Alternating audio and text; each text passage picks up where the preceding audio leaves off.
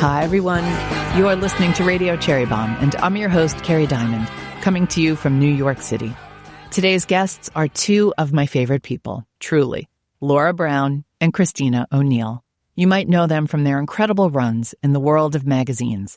Laura was the editor-in-chief of InStyle magazine, and Kristina was the longtime editor-in-chief of WSJ, the Wall Street Journal magazine. Well, despite their accolades, awards, achievements, and the respect of their peers, they were both fired from their jobs. Kristina and Laura have taken their experience and, as the saying goes, turned some really sour lemons into an amazing pitcher of lemonade.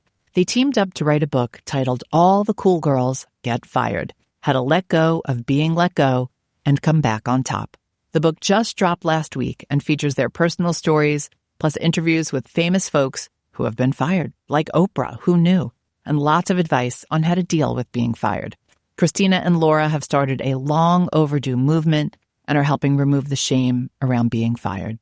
Whether you've been laid off, let go, canned, whatever you want to call it, All the Cool Girls Get Fired is an amazing guide for dealing with it.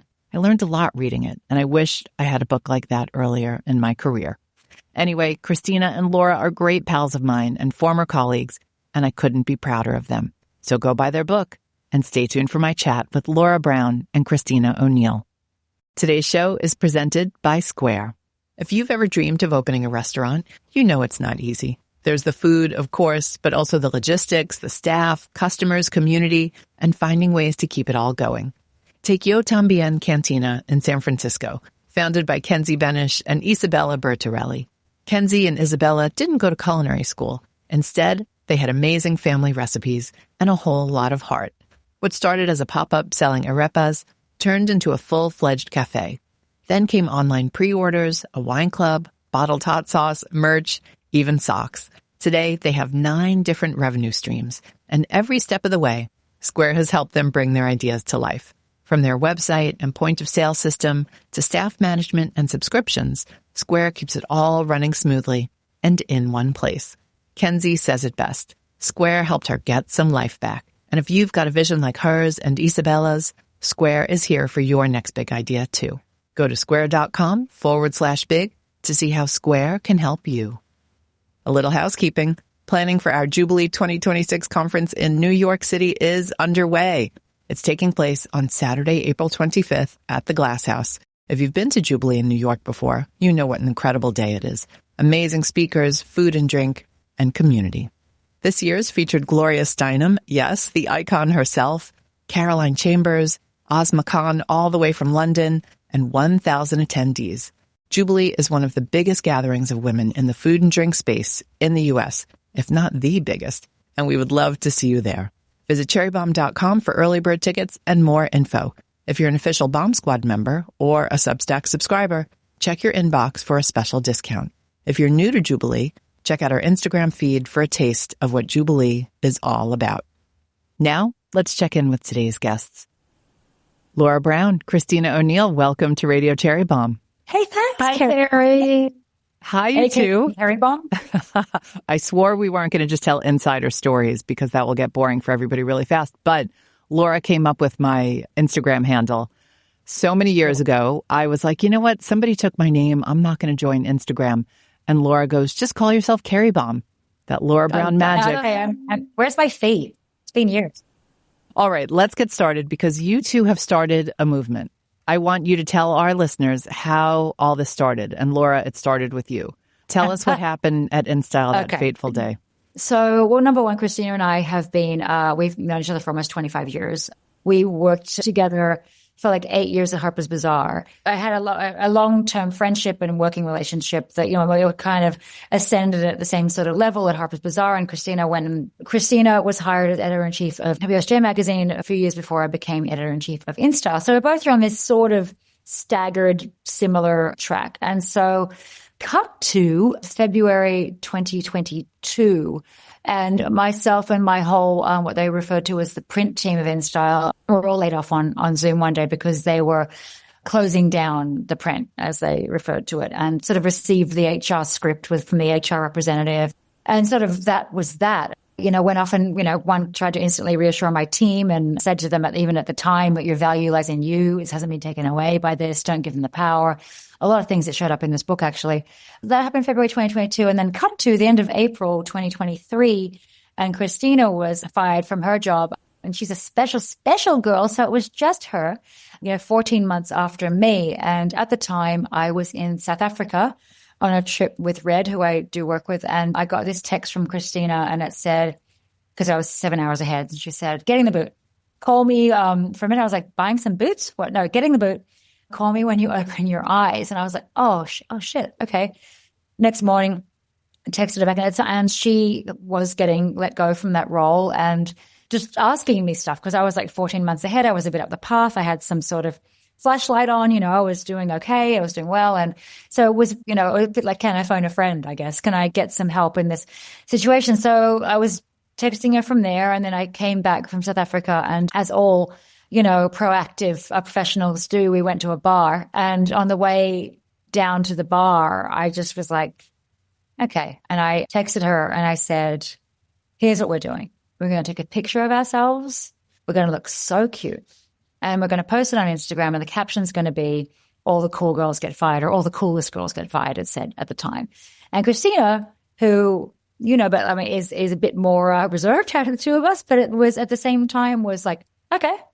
And so we did that night, and were greeted by just an absolute deluge of responses from women that sort of showed, it was just one of those chink, chink, chink, chink, comment, that just showed that we'd sort of pulled open some sort of like psychological door, Oh, wow, they just said it? Oh, well, no one really just says, oh, actually, wow, that's cool. Oh, that's brave. Or that's this and that and the other. Or in a couple of squeakers like, oh, it kind of happened to me too, actually. Or Monica Lewinsky saying, if it hadn't been from the White House, I wouldn't have ended up at the Pentagon with Linda Tripp.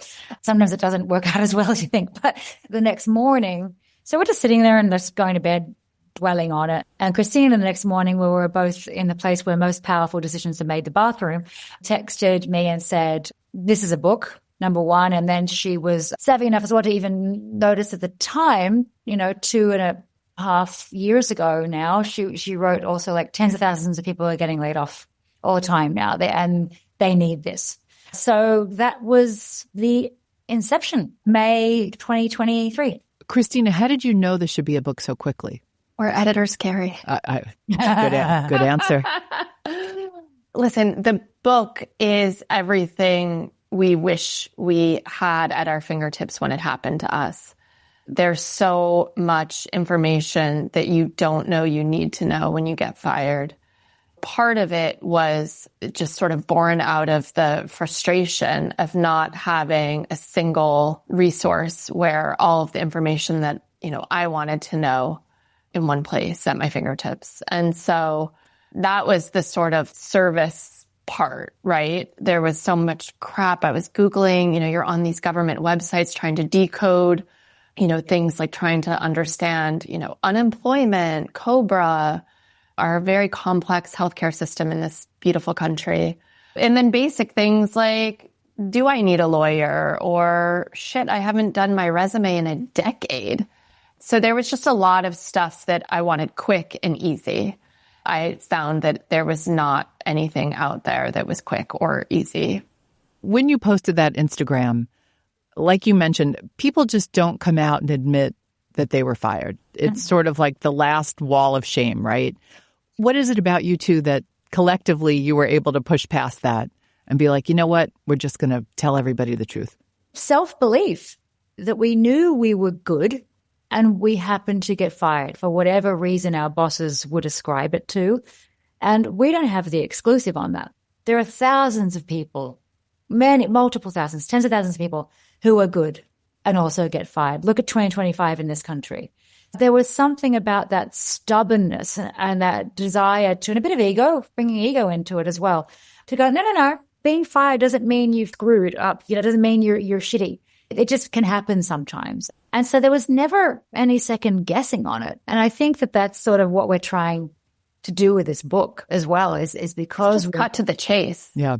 I wanted to skip all the, like, what happened? I got fired. Like, there's no sugarcoating it. To this day, I don't know why I was fired.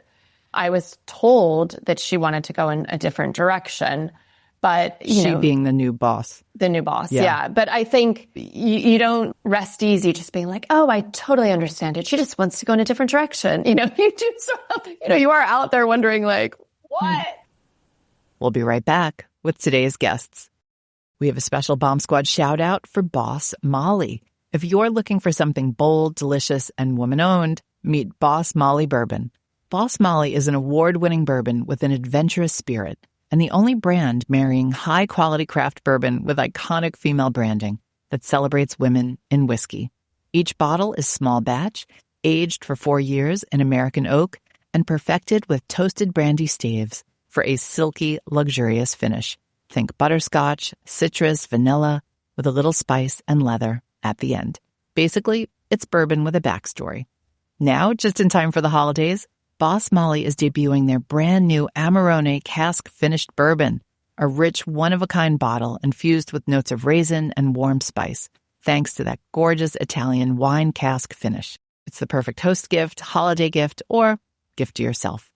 Boss Molly has already taken home major awards, and now you can get your own bottle shipped straight to your door, or find it at retailers in New York, New Jersey, and Kentucky.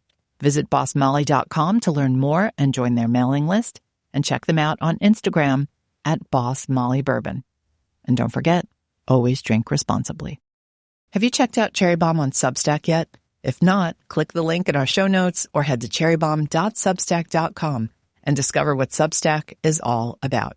It's a media platform where you can find all your favorite writers on whatever topics you love: food, fashion, news, etc.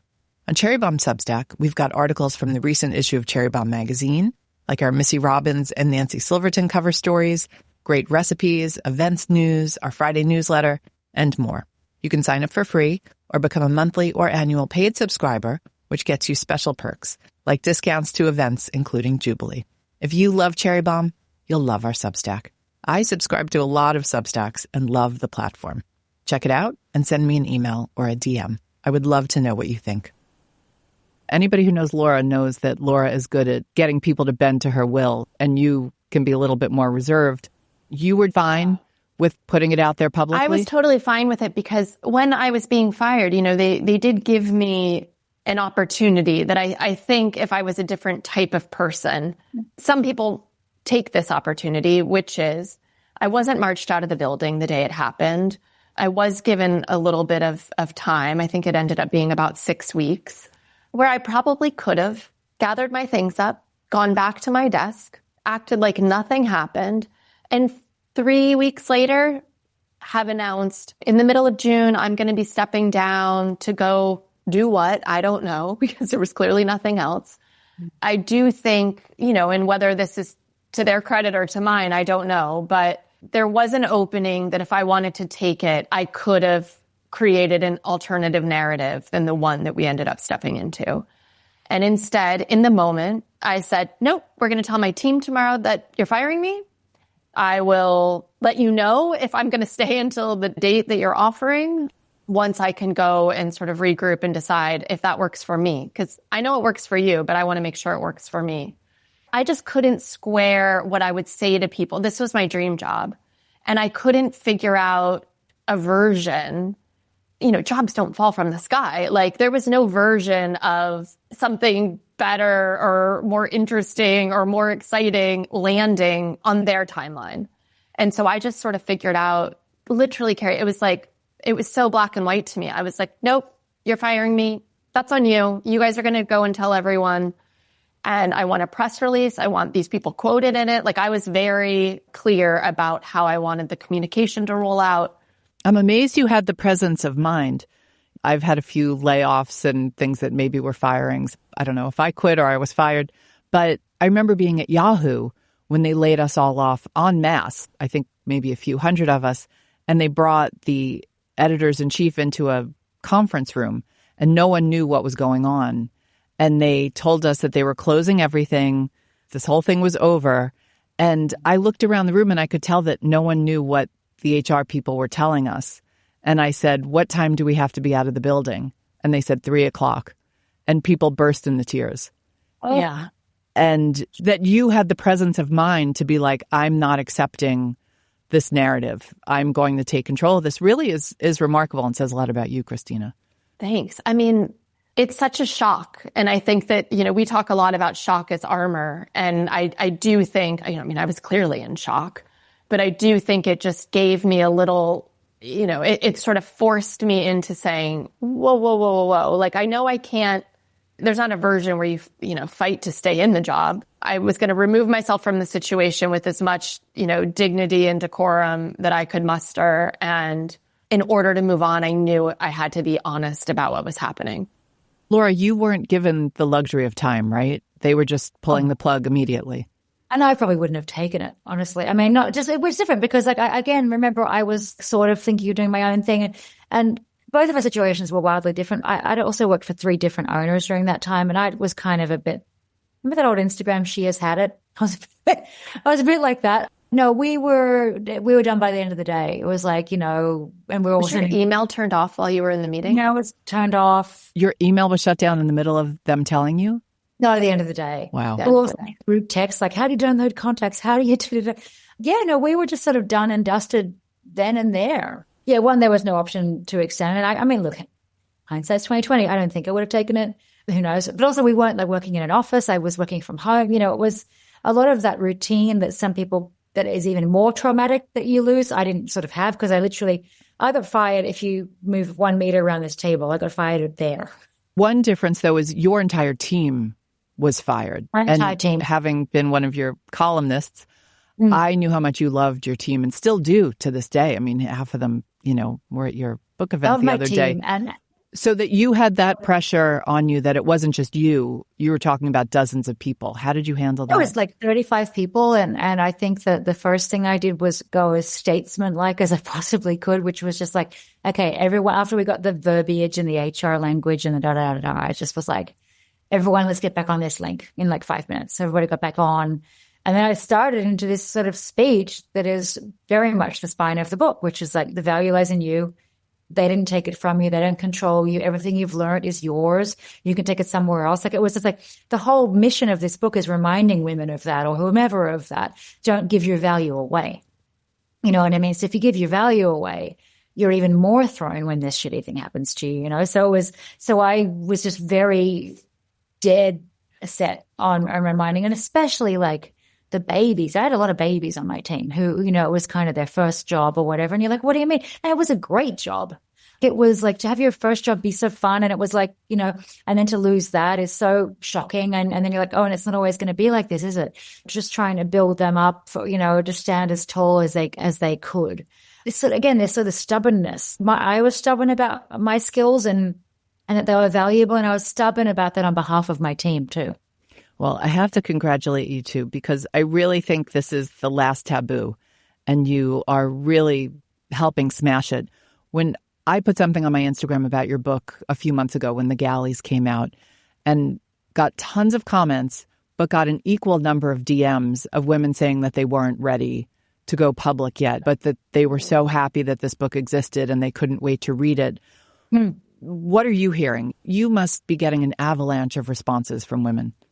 Yeah, we're getting and it's been so wonderful since the inception of this book. We've had, the latter part of the book is made of about 30 something women who wrote our email address and said, actually, this happened to me. And then we asked permission, if we could include it. So we featured those women, but no, the entire way through this process has been almost like letting this valve out, of people downloading what happened to them, but what's happened in that. And we would get all these questions like, when's the book out? I really need it. No, this happened to me. And so we would give little bits of it out that would be helpful, But now that it is out 3 days later, we're getting so many messages, LinkedIn, and I'm getting so many women connecting with me, and I'm just going ding, ding, ding, ding, saying that, and this is the most touching one. I mean, there's so many, but there's one woman a few days ago who said, reading this book has given me the bravery to admit that this happened to me, which was absolutely wild. And one that came in yesterday from a woman who was an inspector general of a huge government agency, who was one of the many layoffs that happened. Remember that one line layoff that was in there, it was like January when the administration came in. And she said it was extremely jarring for me. You know, I was attached to that. I'm going to do my own thing. But then she signed off her name and then she wrote underneath it, cool girl. That's it.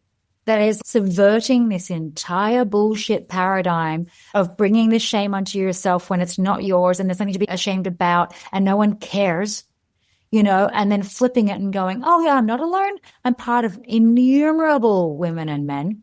And most of the time, 99% of the time now, it's circumstantial. You don't have the exclusive. It's got nothing to do with you. So why would you bring all this shame onto yourself? Kristina, what are you hearing from people? It's got to be the same, just these incredible stories.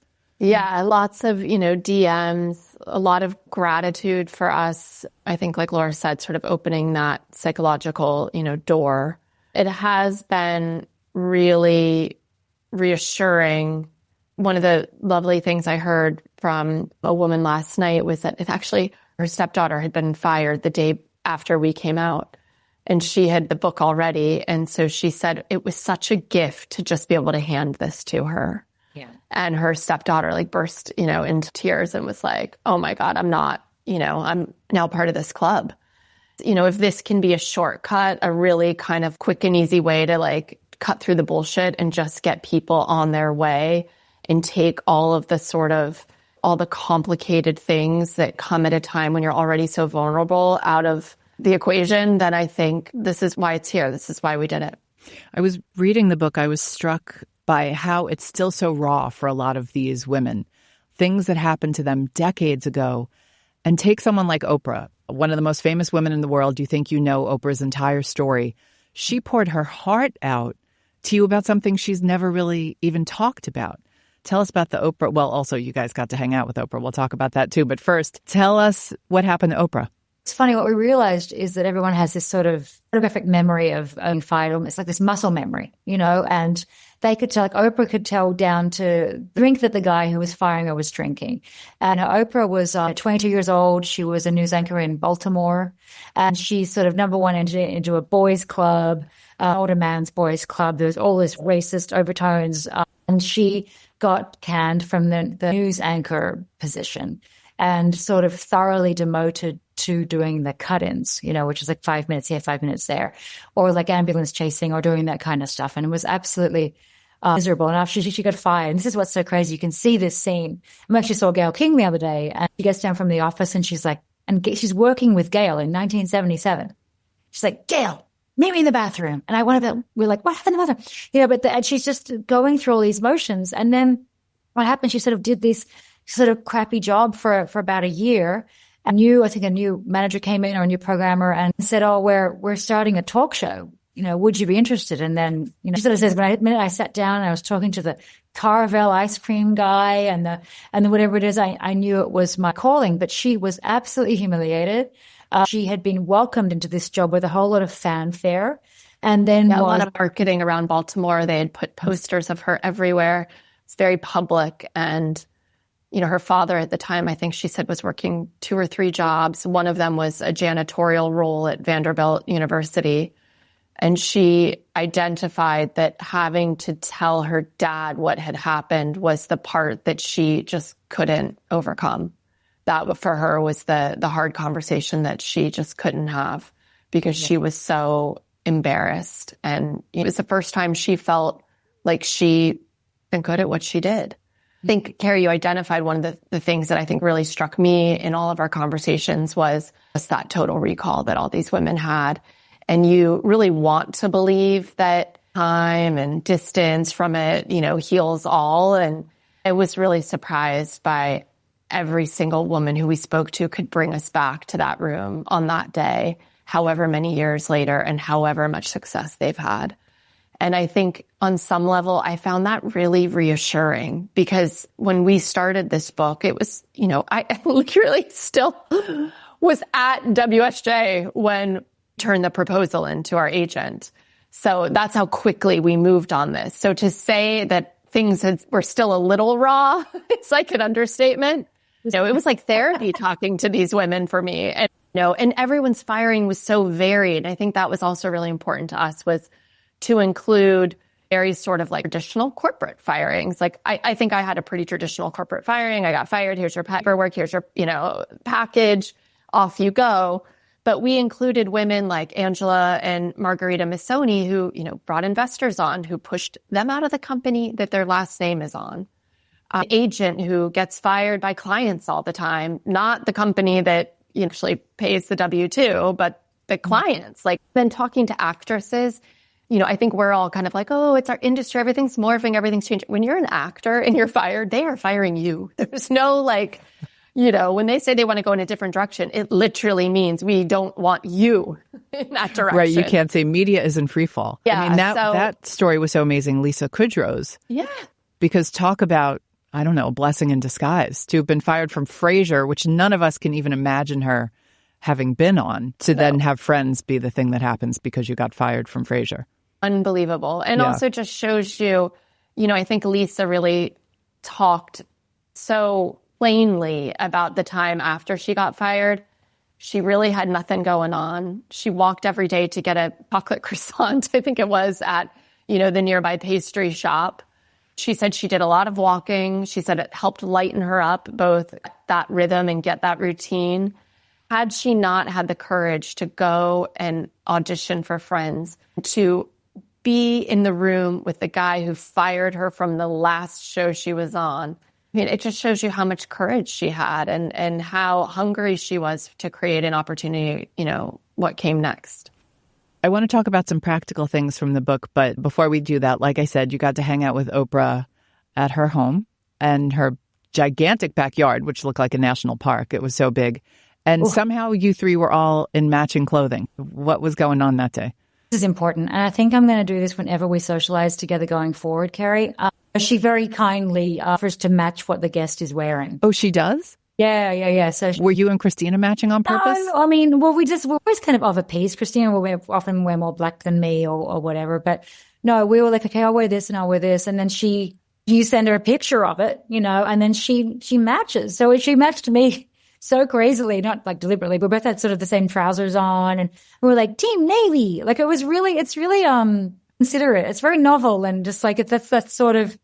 But I think it does show that just how thorough the Oprah enterprise is and just how smooth and well run she and her team are. I mean, it was really, everyone was so lovely, and it was such a seamless, perfect experience, a circumstance that, is quite intimidating, and it was a big deal. So she really puts you at ease, and I was just grateful that I had to decide 3 days before we recorded what I was wearing, because it just meant, okay, that's it. I've already, she signed off. It's going in the suitcase. I'm not bringing, 37 outfits and having, a meltdown before, you head to her house. You know, I'm like lurching around like the night before going, okay, is this clean? Okay. It takes all ambiguity out of it. You're like, okay, this is what I said I'm wearing. I'm wearing it. Laura, I know you've spent a lot of time with Oprah. You've interviewed her. You've put her in all the magazines you've worked on. But what was it like having her give this project her seal of approval?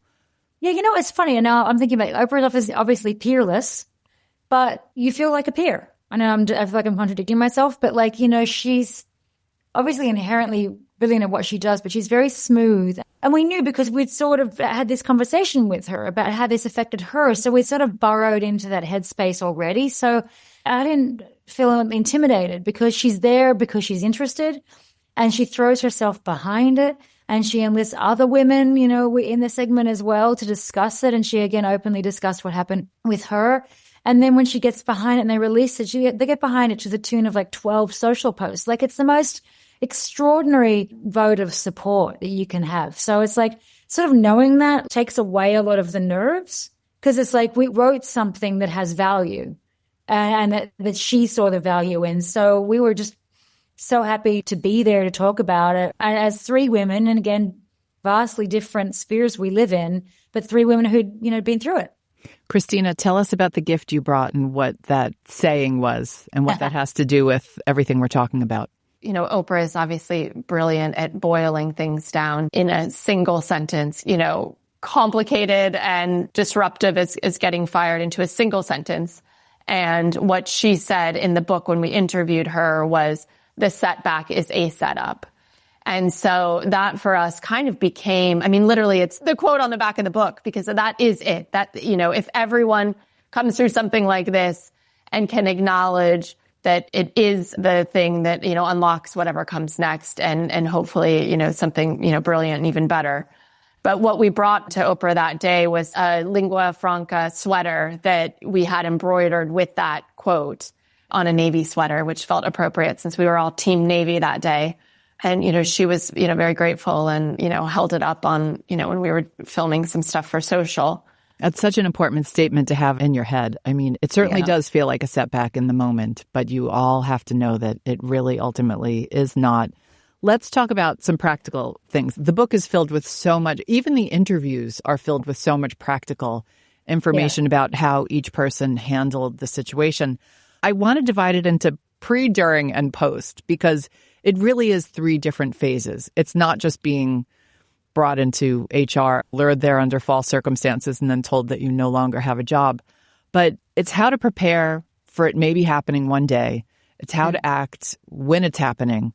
And then it's what to do once it has happened. And I think people need to think in those stages. And given the world we live in today, you can't just go into a job and magically think like this will never happen to you. Each of you tell me, like, what is one thing you think someone should do to just prepare for this maybe happening to them one day? So we think that, every person who is securely ensconced in a job should create some insurance policies for themselves. So whether that is going into LinkedIn every couple of months and just making sure the way that you're writing about what you're currently doing remains fresh and relevant, whether that's updating skills, projects you're proud of, things that you're accomplishing along the way. It's really hard to think back on 10 years if you've never done that. And that was sort of the case. Every piece of advice in this book, it's the things that we didn't do. So I think, Laura and I were not, it wasn't like we had a beautifully scripted LinkedIn ready to go. Someone asked me for my resume like 2 weeks after I'd been fired. And I was like, my resume? So I hadn't done that in many, many, many years. Download your contacts, read the room, just be kind of very conscious of how your industry is morphing and changing. And are you keeping up with the skills and the things? It is now, especially in media, it is a given that anyone you're going to hire is going to be trained and adept in certain skill sets that maybe weren't the skill sets, that were relevant when we started our jobs 10 years ago. So you have to keep up with the way that the tides are turning in whatever field you work in. So yeah, it's that. And then, I think once it happens, we say, go on a doctor tour, like literally before that healthcare runs out, get into every single doctor you've ever seen, ever want to see. Before that, don't sign anything in the room. If they push you a pile of papers and you're feeling intimidated, you don't have to do it. You can take it, say, I need some time. I'm going to go home. Go take it because they need you to sign those papers. So you actually, the ball's in your court and that tiny little bit of control. You've lost 90% of your control, but a bit of that control is yours. And then take it, review it, have someone look at it with you. It could be a family member, a friend who's a law student, whatever it is. And then ask for stuff. Ask for everything you can. Who cares if it's obnoxious? What are they going to do? Fire you? So you have nothing, zero to lose. So cut all that off. They can only say no, but you'll feel prouder of yourself that you didn't just, let them roll over you like was this a dated reference? Fish called Wanda. You know what I mean? Like that you had some sort of agency and control in that moment. And then go on the doctor tour and use, and especially if you have insurance that can be extended, if you have to have any procedures, do those. All that, and really make sure you're getting everything out of your former employer that you're entitled to. When should someone call a lawyer? I mean, we've all had other high-profile friends who've been fired, and sometimes it seems really unfair or it seems related to ageism or sexism. I'm sure people told you to hire lawyers immediately. How do you know when or if you should do that? If you feel you have grounds, or even if you have, especially Bucky Keaty, HR, exec says in the book, not everyone is going to hire LA law lawyer at $1,000 an hour. You don't need to do that. You can ask someone, like we're saying, a student or whatever, but oftentimes lawyers, and this is what we didn't know either, work on contingency. Take your case, you pay them if you win. So it's not like you have to shell out, in the first instance. But yeah, oftentimes you might think your firing was unjust and they went mean and they sucked and everything, but maybe you can't legally fight it. But it still sucks if that conclusion is reached, but at least you involved an expert to give you that advice. So you don't, again, it's the same thing of pulling at the things that you can get some information and control over, and know that when you've lost the job, but you've asked all the questions you can and you've made all of those right inquiries, I think makes you feel sort of cleaner about the whole thing and stronger. Kristina?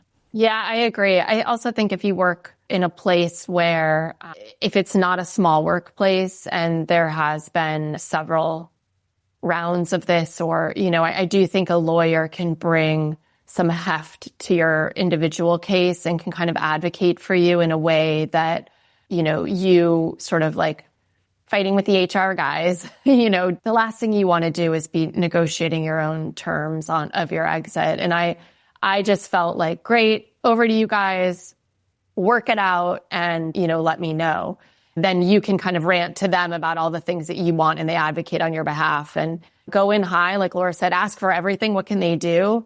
And at the end of the day, they become your sort of like bullhorn and your champion. Let's talk about what you two are doing now, because you are both doing incredible things.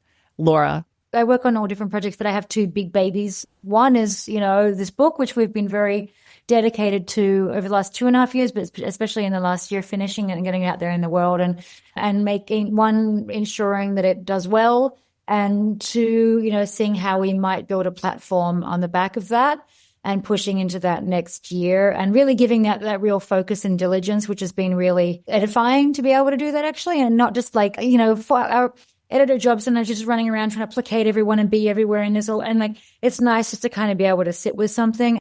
My second big baby is Red, the HIV fighting nonprofit that Bono and Bobby Shriver launched 20 years ago next year, and which is more needed than ever given the cuts to federal funding that have happened to USAID, for example. It no longer exists. They asked me to chair a newly formed creative council. I've also joined their big board. So it's up to me to propel Red back into the culture, to get that support there through the arts and fashion and entertainment, and push on through the anniversary year to remind everybody that HIV ain't done. If it's in danger of coming back there because of this erosion of funding, it will skip borders and we'll have to face it globally again. You've been doing a great job, Laura, with the collaborations and with bringing attention to it. So well done. Thank you very much, Kerry Diamond. Kristina, what are you up to? Yeah, so I'm now the head of media at Sotheby's, and I'm editing the Sotheby's magazine. And like Laura said, my side hustle is Cool Girls. And Sotheby's just had big restaurant news. Will you be involved in that at all? Tell us. Oh, it's so exciting. The restaurant at the Broyer, where we move in almost 3 weeks now, 4 weeks, will be helmed by the geniuses at Roman and Williams. And the restaurant will be called Marcel, which was announced this week. Robin and Stephen have done the most beautiful job of bringing this sort of brutalism, beautiful period into a sort of warm and inviting restaurant. And I can promise you it's going to be a gorgeous, gorgeous space. It's supposed to open in spring 2026. And folks who've been to La Mercerie know their work. They've designed some of the most beautiful restaurants and spaces around. And that's going to be very exciting. Kristina, it's not named after Marcel the Shell. That was my assumption. I'm so sorry if I've made an error. Let's talk about your food lives, since this is a food podcast. I seem to remember that you both have had jobs in food, and maybe you were fired from them, for all I know. Laura, were you a waitress at one point? I'm a waitress for donkeys. I waitressed from 14 to 19, all the way through high school and into college. Yeah, I was fired from a cafe called Ziegler's, my nemesis, in college. I don't know. Someone thought I gave away a free cake or something. They were mean, and I went to the local newspaper, I recall. No.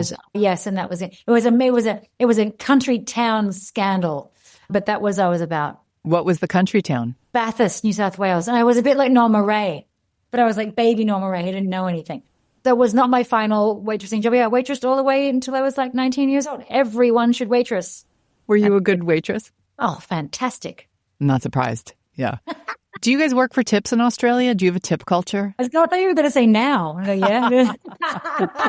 Laura's got the tip jar next to the microphone. No, Australia, not as big of a tip culture as here. It's not. I mean, no, the services are paid phenomenally well. It's great. They pay well, but sometimes it's kind of funny. It's like oh yeah, can I get this, whatever? And then someone will go like, oh, too easy. And it just doesn't come. But people are chill. You know, what can I tell you? And you are the daughter of a farmer. Palmer Brown, dairy farmer he was, indeed. I do enjoy a dairy product. Kristina, did you work at an ice cream place? What am I thinking? Did you ever work in food service? No, Kerry, I did not, but I folded shirts at the Gap. That kind of counts. Were you good at that? I was great at it. Mickey Drexler era Gap? Yeah, late 90s. Okay, very funny. How did you avoid having a food service job, like most kids? I always worked retail. So retail was this sort of, I think you either worked in the food industry or you worked at retail. I don't know what you were thinking of that I might have worked at. I love the idea of an ice cream parlor, but no. Maybe I imagined it. Idea of tips. Let's work it in. Let's work it into our book tour. Let's put a little tip jar. Do you cook, Kristina? I know Laura cooks. Not really. No, you don't I can cook. follow a recipe. I really like to make the Cherry Bombe banana bread from the cookbook. That is probably my most bent open page in any cookbook I own is that banana bread. That's a great banana bread. Laura, you don't really cook at all, do you? No, she's not. Is she not answering? We're like, if I'm being artful, I'm cooking arugula and spaghetti, and my new favorite pasta sauce, Sal's. It's delicious. I really want to try the Alison Roman pasta sauce. Tomato. Excuse me, I'm going on about Sal's. Lemon and tomato in a heady. Lemon was a little bit citrusy. Lemon and tomato. Okay, it's called Sal's. S-A-L apostrophe S. S-A-U-Z. Sal's. Okay. Yeah, and we're going to check it out. Soused, okay. And then they have a hot honey one. And it's hot honey sounds good. And then what I do is I stir in the pasta and then I put Parmesan cheese on it. It's a miracle. This guy. Huh. Sal's. I never even saw that. Summer lemon marinara. Okay. I'm going to check it out. That's me being high chef. Since you two aren't big home cooks, let's talk restaurants because I know you both love restaurants. Laura, want to name a few of your faves here in New York City? Barbudo, and this is a great one called Barbudo. No, my spiritual home in New York City is, breaking news, Jonathan Waxman's Barbudo. I've been going there for over 20 years. If I lost all my money and could not feed myself, I feel like they would feed me. I really enjoy just using a fork. Point being, I love pasta. I love salad. I like, you know what I mean? I'm not a tasting menu person. I'm not like here's the 6-month-long story about how this thing got to my plate person. I think farm to table is hilarious because doesn't everything come from a farm to your table? Which is one thing that Cherry Bombe does not do and you're so great at, but I think is you're so straightforward and positive. I think there's a lot of pretension in the food business, as I'm sure you agree. So I like an unpretentious, good serving of food, great glass of wine, and a really homey atmosphere. I like for also in that way, or a comfortable, warm atmosphere. Balthazar, which is so reliable and has had a sense of occasion now since the 80s and is being newly celebrated because of, Keith's memoir and everything. I love reading the evening reports on Instagram. I love anywhere that everyone has different tastes, but I like somewhere where you're made to feel at home and could be sort of glamorous, but not pretentious. I could never see you standing online, like one of those TikTok lines for something trendy. Oh, God, like a West Village girly TikTok line? No, I'm too old. One corner store? No, I'm like, no, God bless. Kristina, what's your version of Balthazar and Barbudo? Yeah, well, we moved from Fort Greene to Brooklyn Heights, and I have to say our food, the options around us sort of declined dramatically. They just opened a Barbudo up the block, though. In the one hotel, At the one hotel, yeah. Yeah, I have not been there yet, but maybe Laura Brown will come to Brooklyn to try the Barbudo on the water. I'll consider it. I loved the restaurants in Fort Greene. My God, we were spoiled. And that was a lovely little intersection. I think we had 3 or 4 of the best restaurants in all of the city. Wait, name drop. Well, Sailor, Romans. I love Evelina. I miss Bittersweet, our little coffee spot. Here in Brooklyn Heights, we have 4F, which is phenomenal. But again, there's a line. I love Inga's. I could eat the mortadella at Inga's 5 nights a week. The burger there is great. But in terms of this, I love a New York City institution. I'm like Laura, take me to Balthazar. I love, a good Upper East Side kind of J.G. Mellon kind of moment. Working at Sotheby's, we have a San Ambrose in the lobby. I love a simple San Ambrose sandwich. Yeah, I would say the last year and a half, just done like a lot of simple home cooking and kind of less sort of like going out there because we've been kind of like home every night, like, like working on this book. I'm letting my restaurant kind of swagger slip a bit. I like Commerce Inn, the one in the West Village. I always there's like 3 Commerces. I love anything that Riyadh and Lee do. I think Le Vaudor is a perfect. And wait, Kristina, where did you get the turkey sandwich delivery from that I've had when I come? Oh, Poppy's.